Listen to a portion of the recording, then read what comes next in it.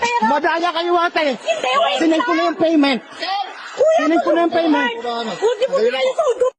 Ayan po si ate guys. Tandaan nyo po ang mukhang yan. Hindi man po yung mukhang yan ang makakatransact nyo sa future. Maaaring may makaharap kayo na ganitong modus sa future. Ganito yung ginagawa nila. Nagbebenta sila ng mga cellphone na nakalahati sa original price. Halimbawang 20,000 yung price ng cellphone nila. Binibenta nila ng 10,000. So, katulad nitong nangyari kay kuya, na harap-harapan mismo. Nagbayad siya ng GCash. Tinanong niya kay ate yung number niya. Pinakita din ni kuya yung pangalan niya na pagsisindan ng pera at nag-okay naman si ate. Kaya nung nasent na ang pera, doon na niya pagaganahin ang kaniyang modus. Maya-maya po guys ay makikita nyo ang kaniyang mga pamamaraan. Pakikalat nyo po ang video na to para makita po ng lahat ang ganitong modus para ma-aware po kayo. At ma-aware din po ang iba. Sana po ay makatulong. Kawawan naman po yung mabibiktima sa future. Pasalamat. Si kuya at meron siyang record na video. Dahil kung wala, marahil siguro ay baka natabla na yan.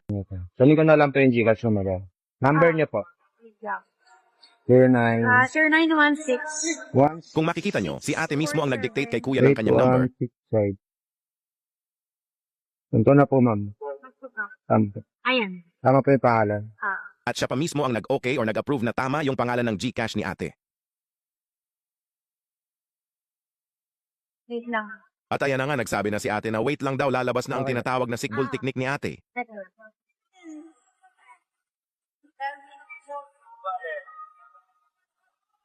Sige lang. Ha? Sige lang. Sige lang pa. Wait lang. Sige po, sige po. Parang ano nangyari? Ang pangalawang wait lang ni ate ay dinampot na niya ang cellphone. Tinanong pa niya kung parang ano daw ang nangyari.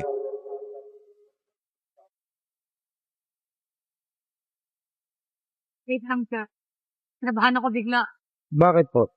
Pangalawang wait lang na naman ni ate at parang kinabahan daw bigla. Ayan na nga ba? May dinatawagan kunwari si ate na hindi sumasagot o nagkaka-miscommunication sila. Pinapagana na ni ate ang sigbol technique. Ang galing ko lang po yung SIM ko, madam. Ako na matatanggal ako na. Wait lang. Bakit po, madam? Wait lang, saglit lang kuya. Bakit po galing? Wait lang. Kinakabahan ako, wait lang. Kasi yung ano ko, ayaw sumagot eh, kausap. Anong kausap niyo, madam? Hindi pwede, madam. Anong kausap niyo, madam? Madam, anong kausap? Oy! Kayo tatakbo. Wait lang, hindi tayo maghiwalay. Hindi, madam. Tinanong kita anong Gcash nyo. Hindi tayo maghiwalay, sir. Hindi, madam. Tinanong kita. Ate, kuya. Mayos ako kausap. Naka-video ako. Tulungan ako. Yung... Naka-video ako. Ay, wait lang, Ate, wait lang. wait lang, ate. Kuya, ah. tulungan ako. Babasa. Kuya, ba? Ano po yan, ate? Wait ka lang, may pera. Madaya kayo, ate. Hindi, wait Sinend ko na yung payment. Kuya, Sinend ko na yung payment. Hindi mo binigay sa udo, please. Huwag kang bigay. Ay, sinend ko na yung payment niyo. Bigay. Babasagin ko to. Okay. Ay, nagbayad na ako. Sasabihin niya. Sinungaling ka, ha?